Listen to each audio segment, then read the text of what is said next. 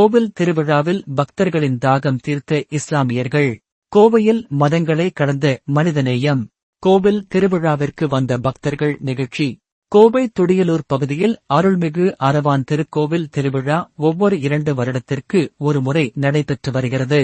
உள்ளூர் மக்கள் மட்டுமின்றி இந்த பகுதியில் இருக்கக்கூடிய சுமார் 18 கிராமங்களில் உள்ள ஆயிரக்கணக்கான மக்கள் திருவிழாவில் கலந்து கொண்டு ஊர்வலமாக செல்வதை வழக்கமாக கொண்டுள்ளனர். நிலையில் கோவில் உள்ள பகுதிக்கு அருகிலேயே சுமார் 300 வருடங்களுக்கு மேல் பழமையான பள்ளிவாசல் வழியாக திருவிழாவில் கலந்து கொள்ளும் பக்தர்கள் ஊர்வலமாக செல்லும் போது மாலை பள்ளிவாசல் தொழுகை முடிந்து ஒன்று கூடிய இஸ்லாமியர்கள் அந்த வழியாக வந்த பக்தர்களுக்கு தண்ணீர் பாட்டில்களையும் இனிப்புகளையும் வழங்கி தங்கள் வாழ்த்துக்களை தெரிவித்தனர். மதங்களை கடந்து மனிதநேயத்துடன் நடைபெற்ற இந்நிகழ்வு திருவிழாவில் கலந்து கொண்ட பக்தர்களை நிகழ்ச்சிக்குள்ளாக்கியது. இதில் பள்ளிவாசல் ஜமாத் நிர்வாகிகள், அரவான் கோவில் நிர்வாகிகள், பக்தர்கள், பொதுமக்கள்கள், ஆண்கள், பெண்கள், சிறுவர்கள் என பல்லாயிரக்கணக்கான மக்கள் பங்கெடுத்து பாராட்டிச் சென்றனர். இந்நிகழ்வை பள்ளிவாசல் ஜமாத் நிர்வாகிகள் சுல்தான் மைதீன், அமீர் அப்பாஸ் மற்றும் ஷேக் முசமில், முகமது உசேன், கமர்தீன், கோவில் நிர்வாகிகள் உள்ளிட்டோர் இணைந்து கலந்து கொண்டனர்.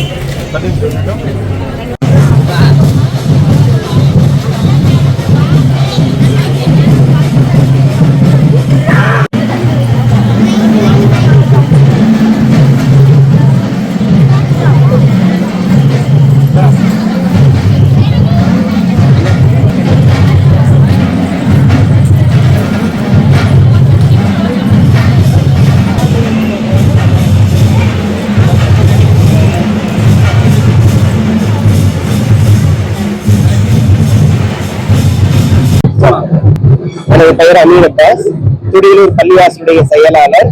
இப்போ துடியலூர்ல கடந்த 300 வருடங்களுக்கு மேலாக பாரம்பரியமான இந்த அரவான் திருக்கோவில் பண்டிகை தொடர்ந்து 2 வருடத்திற்கு ஒரு முறை நிகழும்.